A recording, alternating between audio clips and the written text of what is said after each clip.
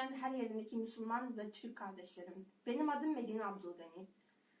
2015 28 Aralık babam ve kardeşim Reyhan Abdülgani ile kanunlu pasaport ile Türkiye'ye geldik. Biz kanunlu pasaportla gelsek bile orada kalan akraba, kardeş, nine ve dayılarımın hepsini hapse attığı haberini aldık.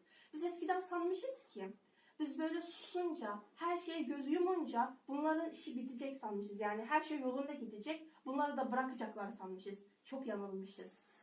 Onu hissettim, çok yanılmışız. O yüzden ben burada şahitlik veririm ki onların hepsi ceza kamplarında ve şu an nasıl zulümler çekiyor hiçbir haberim yok, hiçbir fikrim yok. Ama inanıyorum ki şu an Çin'de hayvanlara yapılmayan bile, yani gördüğünüz papağanın nasıl bir şey yaptığında tüm Türk halkı kalktı yani. Ama Müslüman insana yaptığı zulümlere gelince niye seslenmiyorsunuz? Niye gözünüzü kapatıyorsunuz? Ben onu anlayamıyorum. Annem bana küçüklüğümden öğretiyordu. Kötülüğü yapan en kötü değildir. En kötü olan zulüme sessiz kalandır. Lütfen sessiz kalanlardan olmayalım.